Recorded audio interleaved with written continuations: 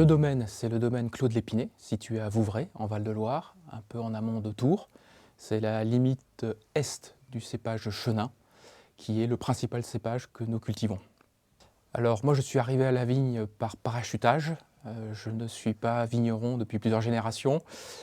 J'ai fait maths sup et plein d'autres choses avant de décider que j'avais fait assez de mails et de PowerPoint pour une vie et que je voulais essayer de faire autre chose avant que ce soit trop tard.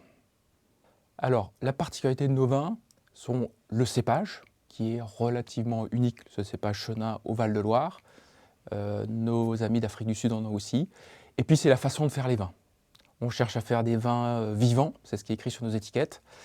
C'est des vins vibrants, c'est des vins avec de l'énergie, qui expriment le sol dans lequel sont plantées les vignes, qui expriment le temps qu'il a fait cette année, et expriment surtout pas la patte du vigneron. Alors notre vignoble est certifié en agriculture biologique et on vinifie selon les principes des vins naturels. Mais le domaine n'est pas certifié en biodynamie et on n'applique pas tous les principes de la biodynamie. Pour faire simple, la certification AB, c'est qu'il n'y a pas de pesticides, de saloperies à la vigne.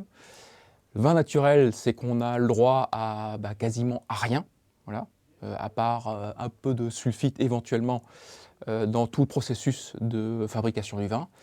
Et la biodynamie, c'est la connexion avec quelque chose qui nous dépasse tous.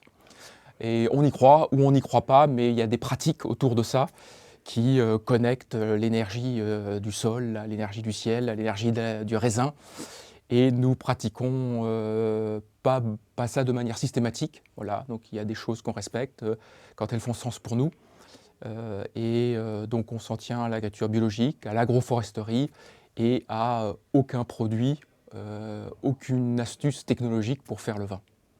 Le souvenir marquant de 2025, c'est le soleil, c'est le beau temps. Il a fait beau tout le printemps, il a fait beau jusqu'à la vendange. C'est un contraste énorme avec l'année d'avant où c'était affreux, il a plu en permanence. Les vignerons en bio, en tout cas dans notre région, ont perdu quasiment toute leur récolte, nous c'était le cas.